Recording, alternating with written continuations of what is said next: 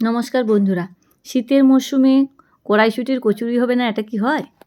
দেখুন কড়াইশুঁটিগুলো ছাড়িয়ে নিয়েছি। এরপর দেখুন ময়দা মেখে রাখছি।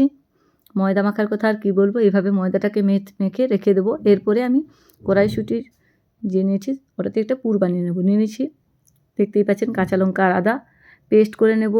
আপনারা কিন্তু সিদ্ধ করেও বেটে নিতে পারেন, আমি কাঁচাই পেস্ট করে নিয়েছি। কড়াইতে নিয়ে নিয়েছি তেল, সর্ষের তেল দিয়ে রান্নাটি করব। দিয়ে দিচ্ছি হিং আর দিয়ে দিচ্ছি হচ্ছে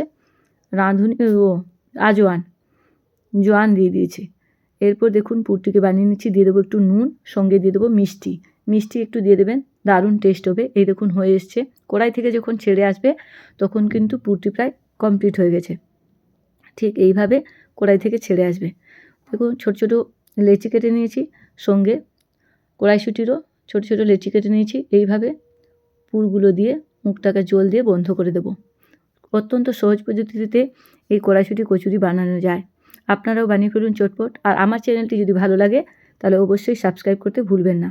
ফেসবুক চ্যানেল থেকে দেখলে লাইক, কমেন্ট আর শেয়ার করে দেবেন। ভালো থাকবেন বন্ধুরা।